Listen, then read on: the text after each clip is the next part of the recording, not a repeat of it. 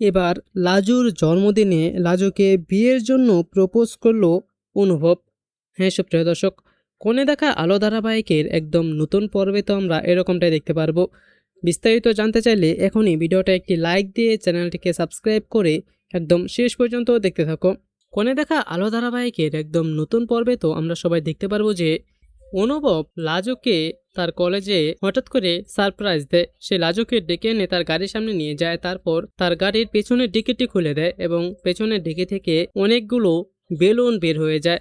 আর তারপর অনুভব বলতে থাকে যে surprise, happy birthday to you. আর তারপর সে একটি কেক নিয়ে এসে লাজুর বার্থডে সেলিব্রেট করে সেখানে সকলের সামনে।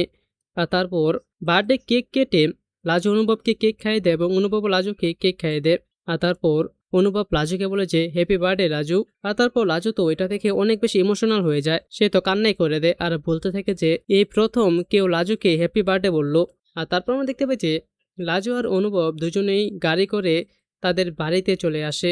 আর আমরা দেখতে পাই যে অন্যদিকে বনলতা তো তাদের বাড়ির সামনেই লুকিয়ে থাকে। আর তারপর লাজু আর অনুভবকে একসঙ্গে দেখে যখন লাজু গাড়ি থেকে ফুলের তোড়া বের করছিল, এটা থেকে তো বনলতা অনেক অবাক হয়ে যায়। বনলতা বলে যে কি সেলিব্রেট করছিস তোরা, আমার বিদায় সেলিব্রেট করছিস?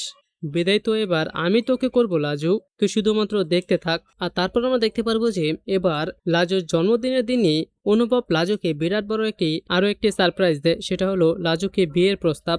সে বাড়ির সকলের সামনেই লাজুকে বিয়ের প্রস্তাব দেয়। তো লাজু এখন কি করবে?